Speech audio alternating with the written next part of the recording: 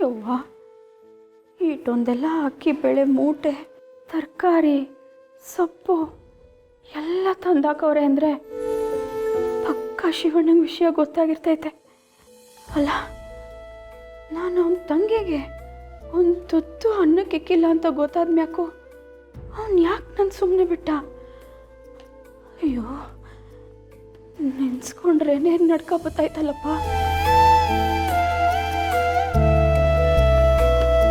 ಲೀಲಕ್ಕ,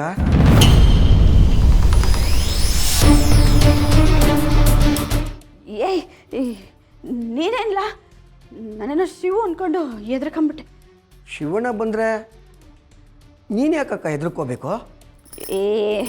ಏನಿಲ್ಲ, ಅದೇನು ಬಂದಿದ್ದು ಹೇಳು. ಲೀಲಕ್ಕ, ಇನ್ನೊಂದು ಗ್ಲಾಸ್ ನೀರು ಕೊಡ್ತೀಯಾ? ಅಷ್ಟೇನಾ?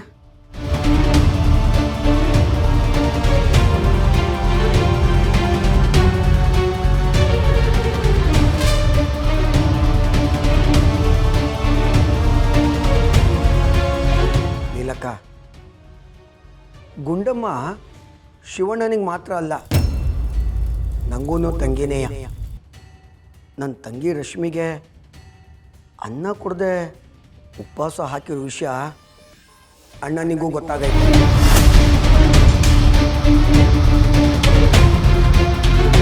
ನೋಡ್ಲಿಲ್ಲಕ್ಕ, ಈ ವಿಷಯ ನನಗೂ ಯಾವತ್ತೂ ಗೊತ್ತಾಗಿತ್ತು.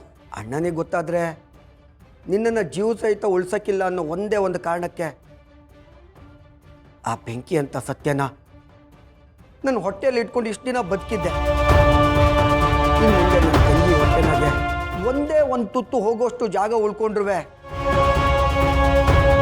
ನಾನು ಸುಮ್ಮನೆ ಇರೋಕ್ಕಿಲ್ಲ.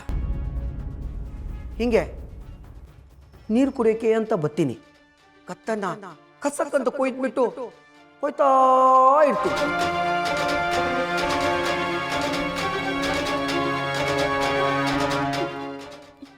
ಏಯ್ ಗುಡಂಬಿ, ಏನೆಲ್ಲ ಹೇಳ್ತಿದ್ಯಾ? ಇರಕ್ಕ, ಇನ್ನು ಮಾತು ಮುಗ್ದಿಲ್ಲ. ಶಿವಣ್ಣ ಏನು ಬೇಕಾದರೂ ಮಾಡ್ತಾನೆ. ಅವನಿಗೆ ಕೋಪ ಹೊಸಿ ಜಾಸ್ತಿ. ಆದರೂ ಸುಮ್ಕೆ ಅವನೇ. ಯಾಕೆ ಹೇಳು? ಶಿವಣ್ಣ ಅಕಸ್ಮಾತ್ ನಿನ್ನನ್ನು ಕತ್ತರಿಸಾಕ್ಬಿಟ್ರೆ ತನಗೆ ಅಂತ ಸಂಸಾರ, ಹೆಂಡ್ರು, ತಂಗಿಯವರೆಲ್ಲ ಅವರೇ. ಅವ್ರನ್ನ ಬಿಟ್ಟು ಜೈಲಿಗೆ ಹೋಗ್ಬೇಕಾಯ್ತದಲ್ಲ ಅಂತ ಒಂದು ಪಕ್ಷ ಸುಮ್ಮನೆ ಇದ್ರೂ ಇರ್ಬೋದು. ಆದರೆ ನನಗೆ ಹೆಂಡತಿ, ಮಕ್ಕಳು, ಹೇಳೋರು ಕೇಳೋರು, ಹಿಂದು ಮುಂದು ಯಾರೂ ಇಲ್ಲ. ಅವಾಗಲೇ ಹೇಳಿದ್ನಲ್ಲ, ಮಚ್ಚು ತಗೊಂಡು ಕೊಯ್ದ್ಬಿಟ್ಟು ಹೋಯ್ತಾ ಇರ್ತೀನಿ ಜೈಲಿಗೆ.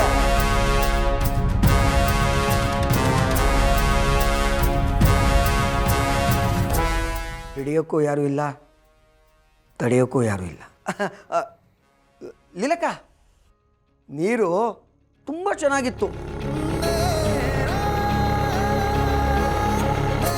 ಬರ್ತೀನಿ ಕಣಕ್ಕ, ಹುಷಾರು.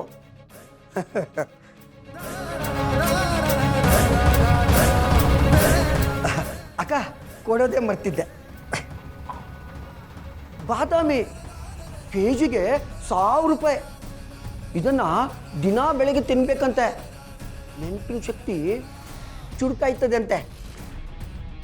ತಗೊಳ್ಳಿ ಸರ್. 12 ಮೂಟೆ ಅಕ್ಕಿ, ಒಂದು ಚೀಲ ತರಕಾರಿ, ಸೊಪ್ಪು ನೆನಪಿರ್ಬೇಕಲ್ವಾ? ತಗೊಳ್ಳೋದ? ಬರ್ಲಾಕ?